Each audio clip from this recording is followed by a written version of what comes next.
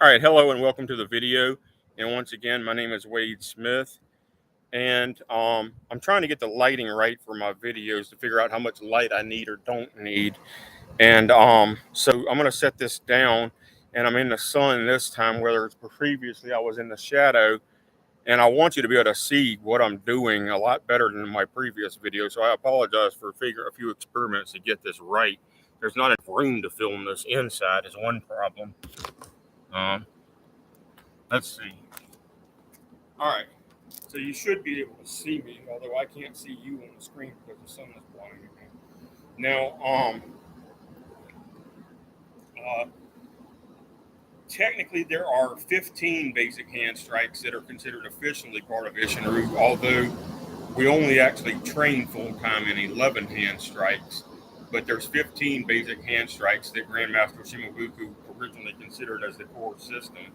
And then there are 9 basic kicks. Let me just give you a few of the most important ones. Of course, you know the 4 basics that are included in boxing: your jab, your cross, your hook, your uppercut. And then you've got things like a web hand strike, uh,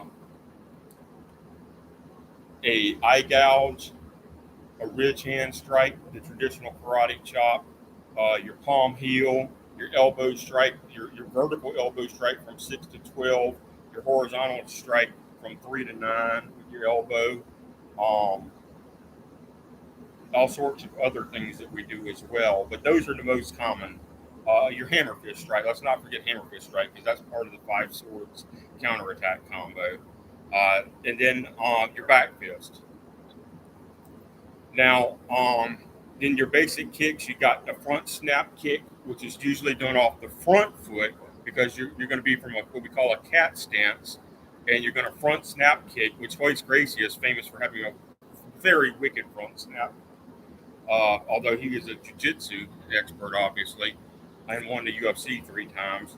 But you got your front snap kick, you got your front thrust kick, which comes off of your back foot and leads heel first. You got a forward angle kick into the side of the knee. Hey, you got a forward angle kick into the side of the knee, which leads with either the heel or the blade of the foot, depending on what you're attacking. You have a cross heel stomp kick to the inside of the knee or to the top of the opponent's foot, like so. And you got a side snap kick, and then you got the regular side kick, which I'm no longer flexible enough to do that correctly, but that's the regular side snap kick. Then you've got a back angle kick and a full back kick, like so. And of course, the full back kick is the strongest of the basic kicks, which it may as well be because 9 times out of 10, if you're using a full back kick, it means you're outnumbered 2-1, and somebody's attacking you from behind, and you really need it to be the most powerful basic strike. And incidentally, a spinning back kick is the strongest thing the human body can produce, which is an advanced kick that I don't recommend trying until you know how to do the full back kick and a front spinning roundhouse kick correctly. I don't recommend trying to hit somebody with a spinning back kick unless you really know you can hit them with it, because it's a low percentage attack. But if it does hit somebody, it's usually going to drop them in one hit. So those are most of the basics. Of course, you got your knee strike. You got various knee strikes. You have more of a forward thrusting knee strike, and you also have an upward knee strike that you're going to try to clinch and pull your opponent's face down into a knee strike. Whereas this knee strike is going for the groin, obviously. This knee strike is assuming a clinch and pulling the opponent down into it. And notice I throw everything, including the ball of my off foot, into that upward knee strike. I don't just throw a knee strike off of my heel. I throw the whole ball of my foot into it. So every muscle group in both legs and my core, if I was more fit, goes into that knee strike. All right. So 5 swords is a Kenpo combination that's incorporated into Isshinryu. And it assumes that your opponent is throwing either a right hook punch or a left hook punch. The 2 most common first attacks that anybody's going to throw against you in a self-defense situation. If you've ever seen a schoolyard brawl or a real street fight, the two most common first attacks are a right overhand haymaker and right hook, actually.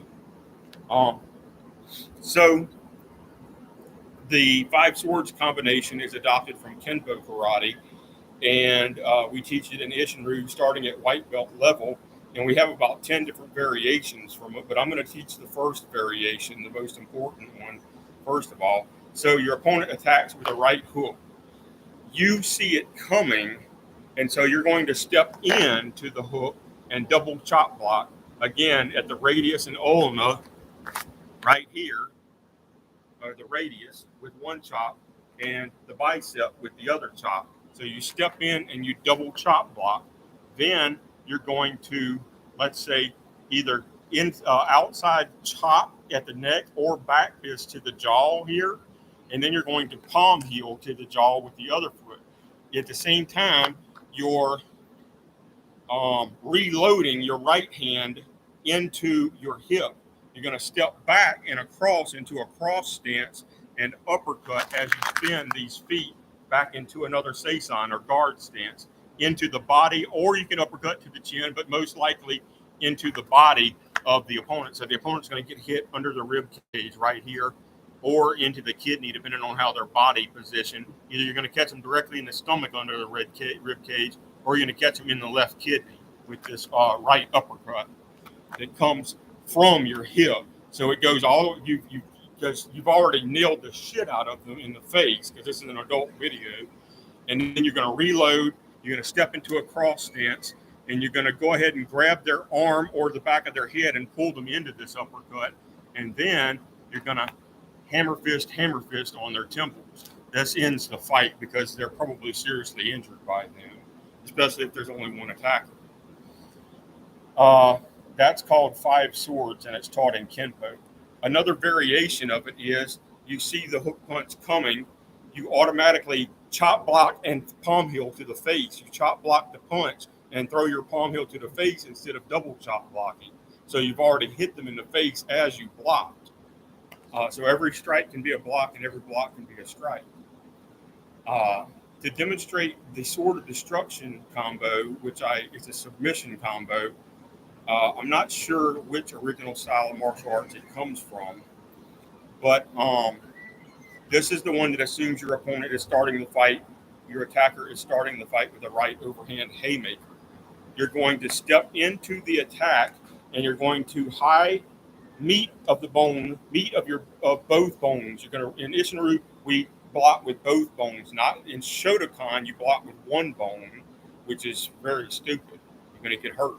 In Isshinryu, we block with both bones and the meat that's protecting the bones. So you're going to high block the overhand right, and then you're going to step through and quickly step this hand under your own arm and under your opponent's arm and grab them by the wrist, and now you have them in a hammer lock.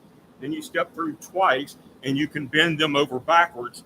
You grab their arm then with your left, and you can throat jab or palm heel them in the face or nose, whatever you got to do to finish the fight off, or you can just break their arm and rip their shoulder out of socket, or you can karate chop and drop all your weight down into the collarbone and break their collarbone, which is not a lethal strike, but it will end the fight.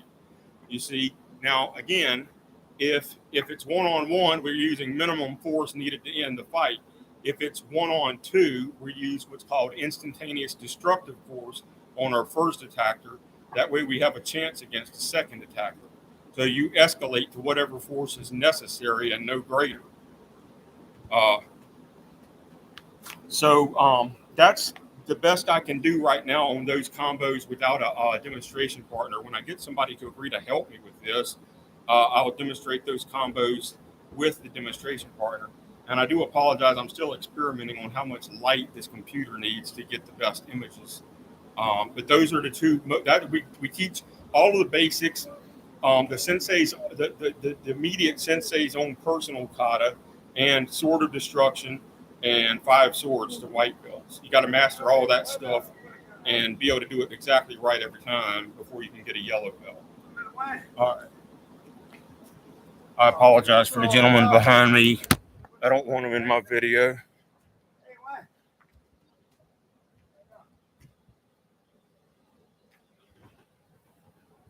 He's some kind of drug addict or something. I do apologize for him being in the video.